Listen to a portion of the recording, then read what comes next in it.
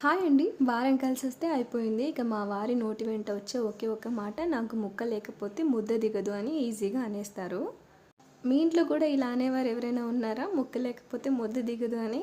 మా వారు అలా అన్నాక ఇక ఏం చేస్తాం చెప్పండి. మొన్న తెచ్చిన ఎగ్స్ ఉంటే బాయిలింగ్‌కి పెట్టేశాను. ఈ ఎగ్స్‌ని చూస్తుంటే నాకు మా తమ్ముడే గుర్తొస్తాడు. ఎందుకంటే మా పుట్టింట్లో మేము ఎక్కువగా నాన్ వెజ్ తినేవాళ్ళం కాదు. ఎప్పుడైనా తినాలి అనిపిస్తే 4 గుడ్లు తెచ్చుకొని వండుకునేవాళ్ళము. తమ్ముడికేమో ఇప్పుడు నేను చేస్తున్న కర్రీ విధంగా చేస్తే చాలా ఇష్టంతో తినేవాడు. కానీ మాకేమో మసాలా దంచడానికి చాలా అలసటొచ్చేది. అందుకని ఈ కర్రీని మేము ఎక్కువగా అవాయిడ్ చేసేవాళ్ళము. ఎగ్స్‌ని పగలగొట్టి ఫ్రై చేసుకొని తిందాం రా అని అనేదాన్ని వాడితో. పాపం వాడు సర్లే నీ ఇష్టం ఏదో ఒకలా చేయి తింటానులే అని చెప్పి సర్దుకుపోయేవాడనమాట మా తమ్ముడు. మీ ఇంట్లో కూడా ఇలాంటి తమ్ముళ్ళున్నారా? ఉంటే మన ఛానల్‌ని సబ్స్క్రైబ్ చేసుకోండి. వీడియో నచ్చితే లైక్ చేయండి. చిన్న కామెంట్ చేయండి. ఏది ఏమైనా కూడా మా తమ్ముడు చాలా మంచోడు. వాడి దగ్గర ఏంటంటే సర్దుకుపోయే గుణం ఒకటి చాలా బాగుంది.